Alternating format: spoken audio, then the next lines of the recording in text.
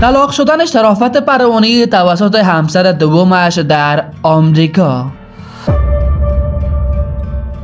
و منکر شدن خانم دومش در آمریکا که میگوید عروسی چی؟ حتی نامزاد نشدیم با شرافت. که من نامزاد شدیم و من عروسی کردیم، شما باز هم میایین به من اشتباه میکنین که نامزاد شدی عروسی کردی. گریه های شرافت پروانی به خاطر این که هم همسر اولش را از دست داد و هم همسر دومش را. دلیل این طلاقش چی بوده میتواند؟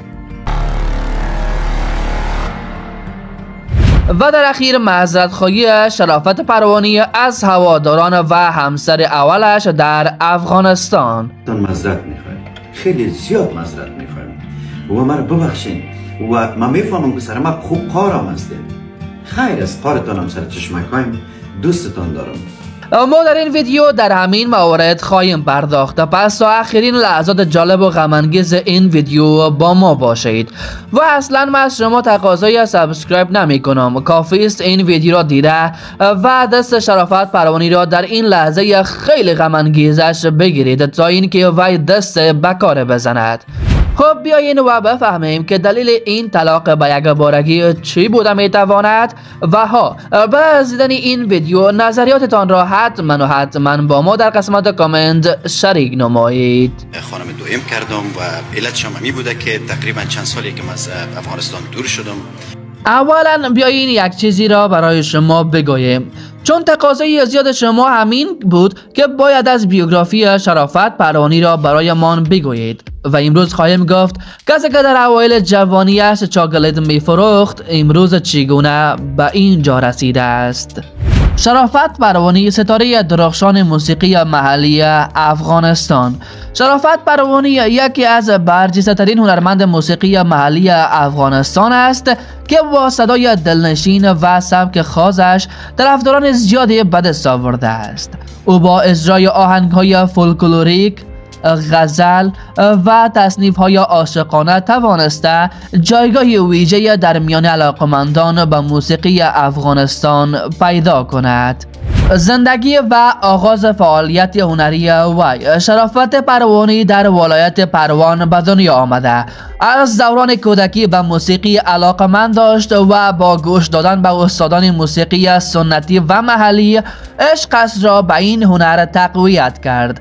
استعداد ذاتی او در خواندن باعث شد که در مدت خیلی کوتاهی مورد توجه موسیقیدانان و علاقمندان قرار بگیرد.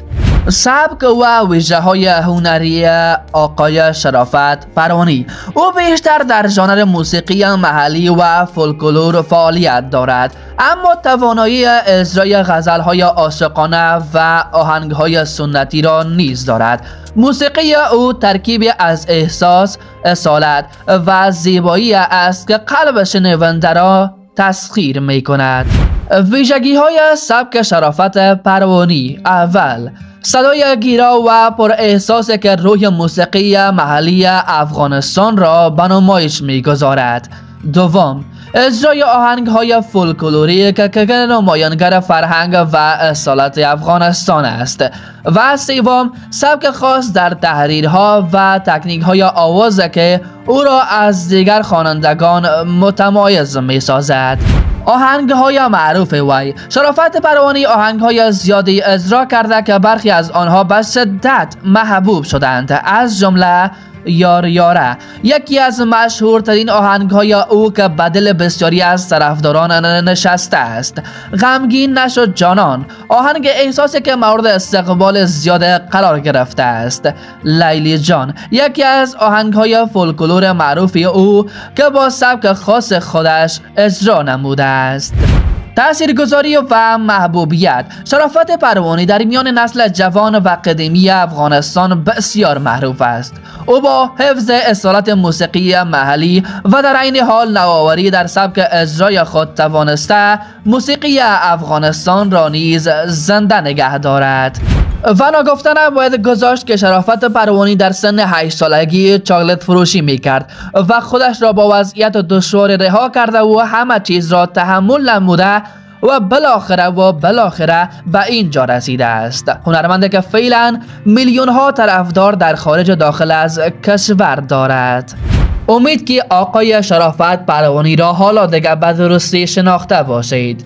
خب گذشته از این موضوعات دوستانی عزیز، حالا میایم سر اصل مطلب امروزمان و اولا در مورد عروسیش تمام معلومات را به شما میدهیم و بعدا میرویم بالای چگونگی طلاقشان. خب قسم که همه ما و شما 2 هفته پیش شاهدی از این بودیم که خانم صدف سلطانی، مدل موفق، خانم پولدار، تجارت پیشه، کسی که با شرافت پروانی خواست ازدواج کند که در محفل شب عروسیش هنرمندان چون بانو آریانا سعید، کسی که آهنگ آهسته برویشان را خوانده بود، و جناب آقای قیسی الفت، خانم نغمه و رفیق صمیمیش آقای فرهاد دریا، این همه‌شان حمایتشان را به خاطر زن دومش اعلان نمود و در محفل عروسی شرافت پروانی اشتراک کردند و آواز خوانده بودند که تمام قسمت‌های از محفل شب عروسیشان در کانال یوتیوب ما موجود است. می توانید بیننده باشید که هر کدامشان بالای 1 لک بازدید گرفته است.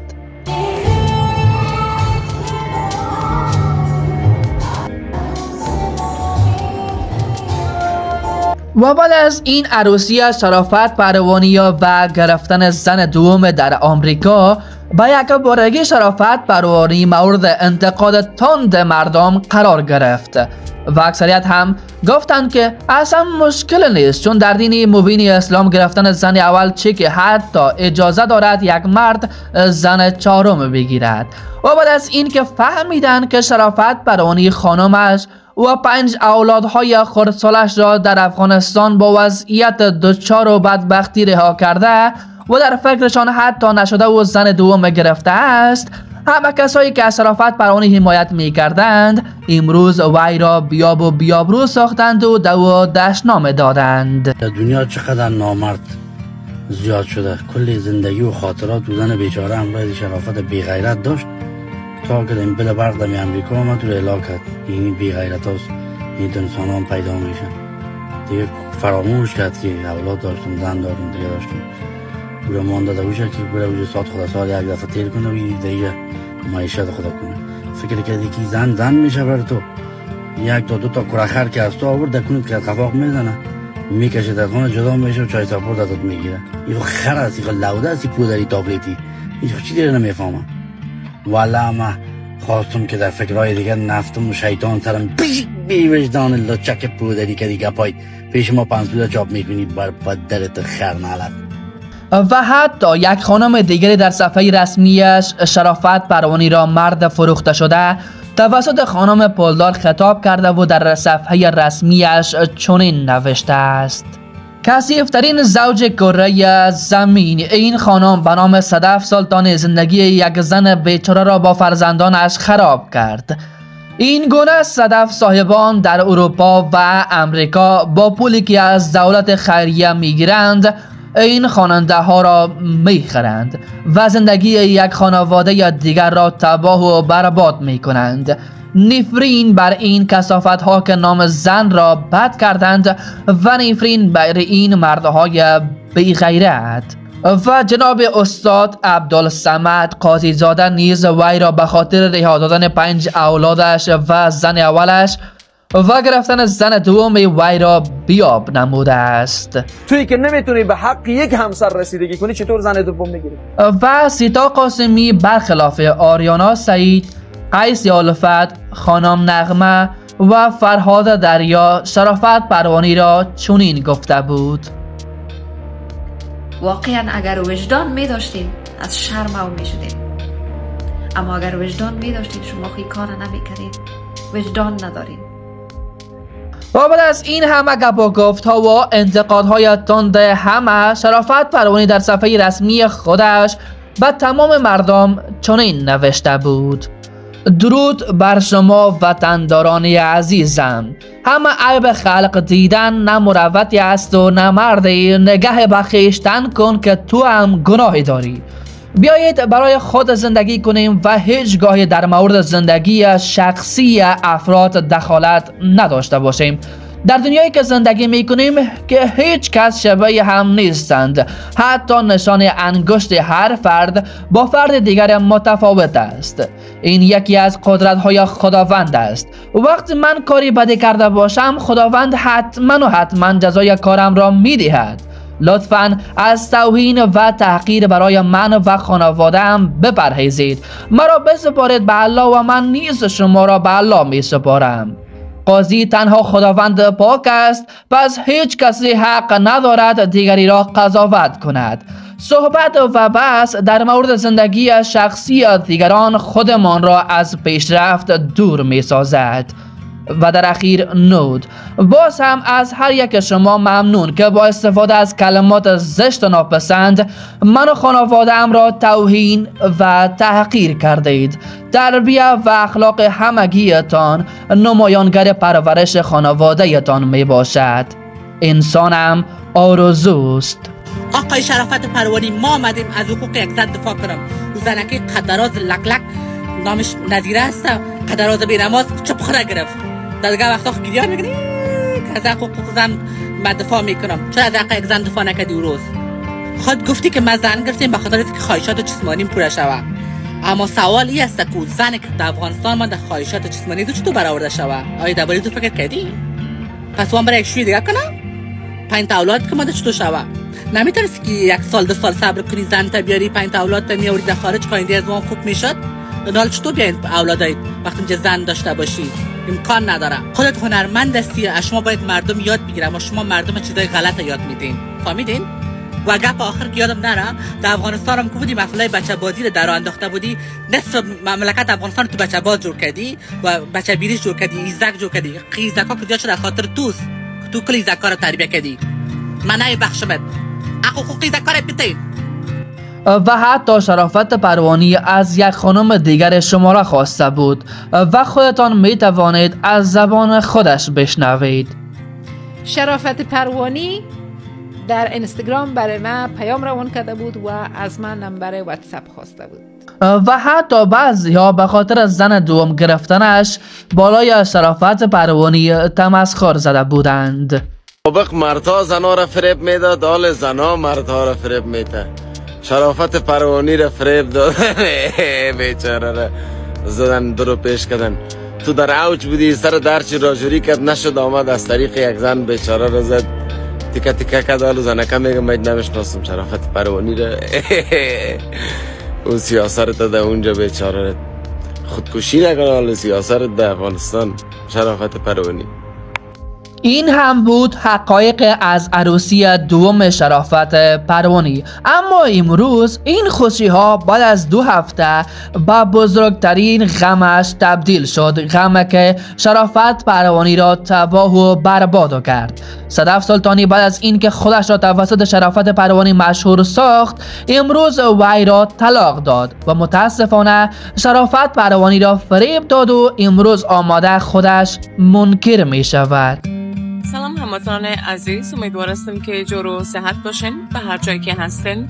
دوستان عزیز، ما مسیج‌های زیاد دریافت کردیم در تیک تاک و اینستاگرام خود که همشون دوام میکنن که ما نامزد شدیم یا عروسی کردیم. دوست عزیز، من نه نامزد شدیم و من نه عروسی کردیم و من از همگی خواهش میکنم که مسائل شخصی همگی را احترام قائل شون و به پیج ما کامنت نکنن. یعنی واقعا من نمیتونم که در چی رقمی به شما توضیح بدم که وقتی که من خودم به شما ویدیو میگذارم و براتون میگم که من نامزد شدیم و من عروسی کردیم، شما باز هم میایین به من اشاره میکنین که نامزد شدی عروسی کردی. من نمیدونم که به چی طریق میتونم شما رو بفهمانم که من نامزد شدیم و نه ازدواج کردیم و این حرفا یک تاثیر بسیار منفی روی زندگی شخصی من هم میگذارم. پس لطفاً از این کارا دست بردارین. یک جهان سپاس. بعد از این همه اتفاقات شرافت پروانی خانم دومش را که از دست داده حال آمده و از همه طرفداران خانم اولش و 5 اولادهای کوچکش که در افغانستان بوده بابت این کارش معذرت خواهی نموده است و دلیل این کارش به نظر شخصی ما همین است که شاید شرافت پروانی پیش خود گفته باشد که زن دوم خودم خود از دست دادم، بیا حال خانم اول ما و 5 اولادهای ما از دست ندم. خب شما ویدیو را ببینین و قضاوتش به دست شما. معذرت میخوایم، خیلی زیاد معذرت میخوایم و مرا ببخشین و من میفهمم که سر ما خوب کار آمده. خیر از کارتان هم سر چشمکایم، دوستتان دارم.